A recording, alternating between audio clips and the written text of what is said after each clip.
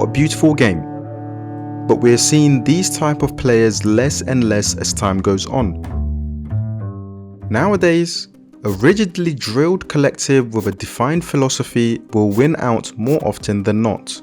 These days, it's systems, highly choreographed pressing, and sharply honed attacking patterns.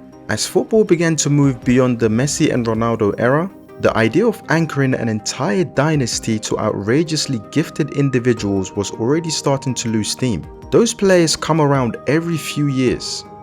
But for a system, you can rely on it regardless of a star or not.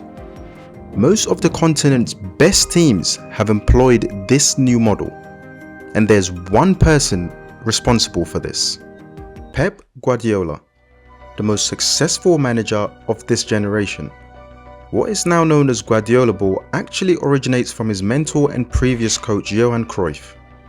The Dutch legend was known to use the model known as total football. It's basically defined as positionless style of play, in which one outfield player can replace any other, blurring the lines between forward, midfielder and a defender.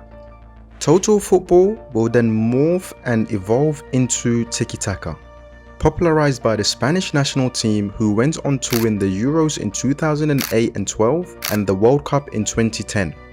Whilst Pep's Barcelona team dominated club football from 2008 to 2012, with his record of 14 trophies in 4 seasons, making him the most successful manager in Barcelona's history.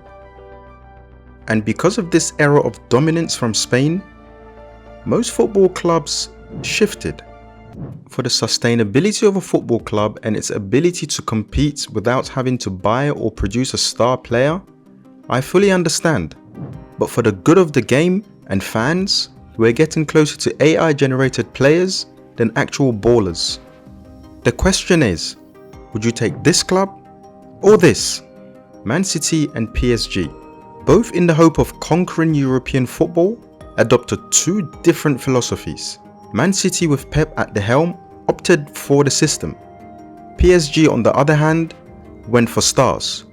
Both have been very successful, to a point. With the systems of Man City, the only difference to PSG is the one Champions League they won last year. Outside of that trophy, they have similarly both dominated domestically. Which side would you pick? If you chose this side, it's not looking good for you because of the commercialization of the game.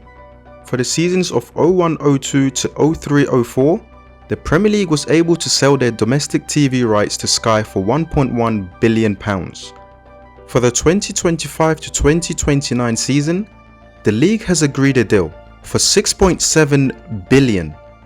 However, if the owners look across the pond and see NBA and NFL teams, despite the popularity of the Premier League, the NFL, for example, still generates far more revenue.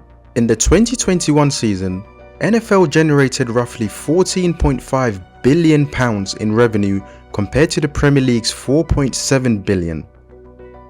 The Premier League is ripe for a boost in all aspects of commercial growth, and with that amount of money comes the need to reduce risk and increase stability for all parties involved. So the football operations department have to bank on a rigid and controlled system when it comes to on-field activities. They will go with a manager that can bring that aspect instead of leading with a star player. Are we really heading towards AI generated players? Till next time, peace!